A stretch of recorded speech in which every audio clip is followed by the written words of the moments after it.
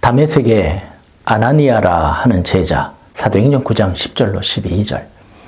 그때 다메섹에 아나니아라 하는 제자가 있더니 주께서 환상 중에 불러 이르시되 아나니아야 하시거늘 대답하되 주여 내가 여기 있나이다 하니 주께서 이르시되 일어나 직가라 하는 거리로 가서 유다의 집에서 다소 사람 사울이라 하는 사람을 찾으라. 그가 기도하는 중이니라. 그가 아나니아라 하는 사람이 들어와서 자기에게 안수하여 다시 보게 하는 것을 보았느니라 하시거늘. 다메섹에 있던 아나니아라 하는 제자에 대하여 상고하며 하나님께서 주시는 은혜를 받으려 합니다. 그는 바울을 사도되게 만든 하나님의 일꾼이었습니다. 바울이 성도들을 박해하고 결박하여 예루살렘으로 잡아오려고 다메섹으로 향하고 있을 때 예수님께서는 그에게 나타나셨습니다. 호련히 하늘로부터 빛이 그를 둘러 비추매 놀란 그는 땅에 엎드러지고 말았습니다. 사울은 히브리식 이름이고 바울은 헬라식 이름이지요. 환한 빛 가운데 계신 분이 이르십니다. 사울아 사울아 내가 어찌하여 나를 박해하느냐. 겁에 질린 그가 묻습니다. 주여 누구시니까? 빛 가운데 계신 분은 이르시기를 나는 네가 박해하는 예수라. 여기에서 그는 예수님 앞에 항복합니다. 회개합니다. 이때 주님은 계속 말씀하시기를 너는 일어나 시내로 들어가라. 네가 행할 것을 네게 이를 자가 있느니라고 하십니다. 사울이 땅에서 일어나 눈은 떴으나 아무것도 볼 수 없었으므로 사람의 손에 끌려 다메섹으로 들어갔으며 사흘 동안 보지도 먹지도 마시지도 못하였지요. 그때 다메섹에 아나니아라 하는 제자가 있었는데 예수님께서 환상 중에 그를 부르사 이르십니다. 곧은 거리로 가서 유다라는 사람의 집을 찾아라. 그 집에 다소 사람 사울이 와서 지금 기도를 하고 있다. 내가 환상 가운데 그에게 나타나서 아나니아라 하는 사람이 와서 손을 얹으면 다시 보게 될 것이라고 일러두었다. 아나니아는 예수님의 말씀에 몹시도 놀랐습니다. 사울이라는 사람이 얼마나 예수 믿는 자를 잡아 옥에 가두고 못살게 굴었는지 소문으로 다 들었기 때문입니다. 그래서 예수님께 아뢰었지요. 하지만 주님, 저는 그가 예루살렘에 있는 성도들에게 얼마나 끔찍한 짓을 저질렀는가를 들어서 알고 있습니다. 게다가 그는 이 다메섹에 있는 성도들을 모조리 체포할 권한이 있는 영장을 대제사장에게서 받아왔다는 말도 들었습니다. 아나니아는 도대체 주님의 말씀을 하나도 이해할 수 없었던 것입니다. 성도들을 이리로 핍박하고 박해한 자를 찾아가서 안수하여 보게 하라는 예수님의 명령을요. 그러나 주님은 다시금 말씀하셨습니다. 가서 내가 시킨 대로 하여라.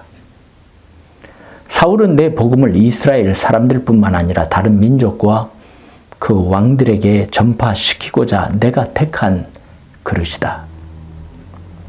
그가 나를 위해서 얼마나 많은 고난을 받아야 할 것인가를 내가 그에게 보여주겠다. 아나니아라 하는 제자는 갈등했을 것입니다. 예수님의 명령도 이해가 잘 되지 않았겠지요. 요나 선지자를 기억하시지요? 요나는 이스라엘 사람이었는데 원수의 나라 수도 니느웨로 가서 복음을 전하라는 하나님의 말씀을 받습니다. 요나는 어떻게 했나요? 하나님의 명령을 이해할 수 없었습니다. 그토록 자신의 민족을 괴롭히고 학살한 민족에게 복음을 전하라니 말입니다. 그래서 그는 여호와의 낯을 피하여 다시스 즉 스페인으로 도망하려고 길을 떠났던 것입니다. 자, 아나니아는 어떻게 했을까요? 그는 예수님의 말씀에 순종하고 그저 주님의 명령에 아멘하고 사울을 찾아갔습니다. 아나니아는 이렇듯 자신을 꺾고 주님의 말씀을 따르기로 결단한 것입니다. 성도들 사이에서 사울, 즉 바울은 무섭고 두려운 자였습니다. 그가 얼마나 성도들에게 흉악하고 인정사정 없는 사람이었는지 그 자신이 아그리빠 왕에게 말한 것에서 찾을 수 있습니다. 사도행전 26장에 잘 나와 있지요.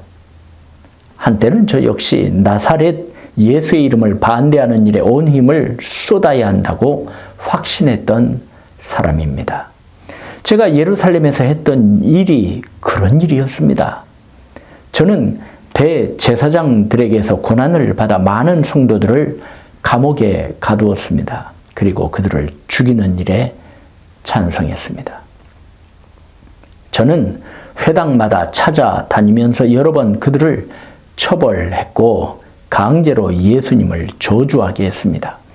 그들을 향한 저의 분노가 어찌나 심하였던지 저는 다른 도시에까지 찾아다니면서 그들을 박해하기도 했습니다. 이러한 바울을 경건한 사람이요 모든 유대인들에게 칭찬을 듣는 제자 아나니아가 품은 것입니다. 바울 사도는 스스로를 가리켜 죄인 중에 두목이라고 했지요. 이러한 죄인 중에 두목을 품으신 예수님을 따라 그를 찾아간 것입니다. 그는 예수님의 명령이라면 절대 순종의 본을 보인 자였고 아무리 자신의 판단이 옳은 것 같다 하여도 주님의 뜻에 자신의 의의를 못 박아 버린 주님의 제자란 말입니다. 그러니 예수님께서 아나니아가 얼마나 편했겠습니까? 부탁할 것이 있을 때 누구에게 부탁합니까? 내 말 들어줄 거야. 나를 믿고 받아줄 거야. 혹 자기 마음엔 다 들지 않아도 나를 신뢰하니 할 거야. 이런 자 아닙니까? 자녀라고 해도 무엇을 명하거나 시키는 일은 쉽지 않지요. 괜히 말했다가 거절당할 거야. 한 번에 예라고 한 적 없어. 이런 핑계 저런 핑계대로 또 트집 잡을 게 뻔해. 이런 자녀에게 부탁하기란 어려운 일이에요. 웬만하면 안 하고 말지요. 자, 예수님께서는 아나니아의 순종을 믿은 거예요. 그만큼 그는 앞서 언급한 대로 경건하고 뭇 사람들에게 칭찬을 듣는 하나님의 사람이었다는 것입니다. 주님께서 그에게 아나니아야 라고 불렀을 때 그는 대답합니다. 주여, 내가 여기 있습니다. 나에게 말씀하소서 이행하겠습니다 란 의미이죠. 그는 예수님에게서 이해되지 않는 명령을 받습니다. 그럼에도 불구하고 아나니아는 즉시 사울이 있는 곳으로 떠났고 그 집에 들어가서 그에게 안수하였던 것입니다. 순종한 것이죠. 제자 아나니아가 사울에게 말합니다. 형제 사울아, 주곧 내가 오는 길에서 나타나셨던 예수께서 나를 보내어 너로 다시 보게 하시고 성령으로 충만하게 하신다. 아나니아가 안수하니 어떤 일이 벌어졌습니까? 그의 눈에서 비늘 같은 것이 떨어져 나가고 시력이 회복되었고 아나니아에게 세례를 받고 음식을 먹고 힘을 얻게 되었던 것입니다. 그때로부터 그는 예수님이 하나님의 아들이심을 선포하였습니다. 대사도 바울, 그가 탄생하는 순간이지요. 예수님의 말씀에 자기의 뜻을 꺾고 순종한 다메섹의 제자 아나니아가 있었기에 사도 바울이 있는 것 아닙니까? 순종이 제사보다 낫고요. 순종이 제일이에요. 하나님 앞에서 나의 주장을 내세우는 어리석음을 우리는 곧잘 범하는데요. 지나고 보면 별것 없어요. 아나니아는 크게 알려지지 않은 제자였지요. 실제로 이 사건 후로 그는 성경 기록에서 보이지 않습니다.